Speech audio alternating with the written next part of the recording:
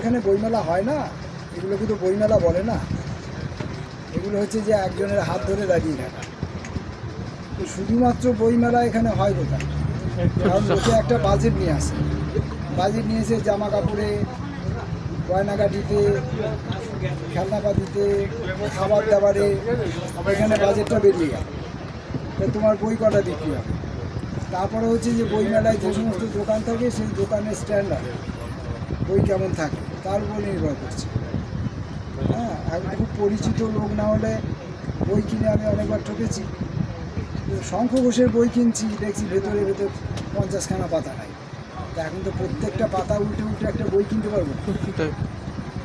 তা এরকম ব্যাপার সব অভিজ্ঞতা, ও আর অভিজ্ঞতা কী আছে। এবার দোকান থেকে বই কিনলে এক রকমের অভিজ্ঞতা, আর মেলায় বই কিনলে আরেক রকম। আর আমি অত বড় পাঠকও নই, আমি অত পড়াশোনাও করি না। ঝর্ণাদি বই আমার মানবেন্দু রায়।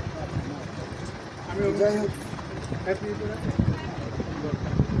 আমি অত বড় পাঠকও নই, অত লেখাপড়াও জানি না, ফলে বইমেলা সম্পর্কে আমার কোনো অভিজ্ঞতা নেই। আছে, বর্ষাকালে বইমেলা হয়, রথের মেলার সঙ্গে কাদা হয়, বৃষ্টিতে বইপত্র ভিজে যায়, দোকানদারদের কষ্ট হয়, এইসব আর কি।